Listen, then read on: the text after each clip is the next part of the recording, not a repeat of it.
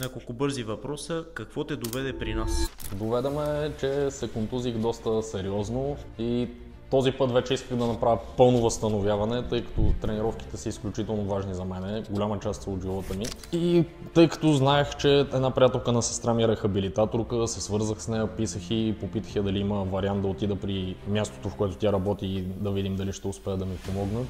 При което свързах се с нея, тя ми препоръча на техния център. Дойдох тук и започнахме рехабилитация, обсъдихме всичко. Хората бяха супер отзивчиви и любезни и слушаха всичките неща, които имах да им кажа, цялата ми история, което доста пъти ми се е случвало да отида на прегледи и примерно медицински лица или каквото и да не ме изслушват, какво имам да кажа, какви са моите тези над нещата. И те просто стрелят на посоки и казват това и това. Обаче тук ме обърнаха достатъчното внимание, което ми трябваше. Това със сигурност доста помогна и на човека, който ме рехабилитира, да разбере повече за мен и мисленето ми. Де факто да се напасне спрямо моите нужди, какво ми трябва, какви са целите ми и какво искам да постигна за напред. Как се чувстваше, когато дойде за първ път при нас?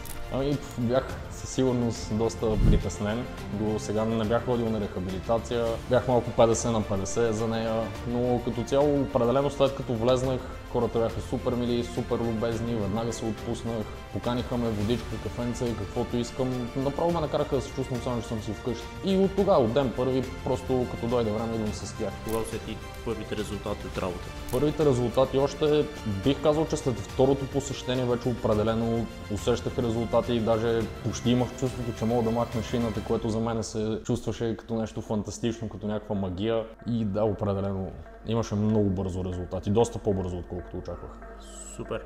Какво е най-важното нещо, което получи от терапията си? Със сигурност доста по-бързото възстановяване. Освен нея получих също така много съвети за как да продължа напред, как да предотвратим последвали травми. Защото когато направиш някаква травма, винаги можеш да се оправиш, ако положиш достатъчно усилия, обърнеш внимание на мускулните групи, които трябва да бъдат натренирани, ако може така да се изразим, за да може да се предотвратят бъдещи контузии. И какво би казал, ако някой се колебае да потърси помощ за своя проблем? Ако някой се колеба или по-скоро друго нещо важно, което бих казал е, че ако някой си мисли, че има травми, които не могат да бъдат оправени или някой ме казал, че те трябва да приключат с тренировките, вече трябва да си седат и да си почиват, не, движението е здраве. По-добре идете, консултирайте се, обсъдете го, дори да отидете просто да си поговорите с хората и те да ви обяснат какви опции имате, примерно било то тренировки, било то физиотерапия, си заслужава дори просто да разберете какво може да се направи. Заради това не се отказвайте и продължавайте.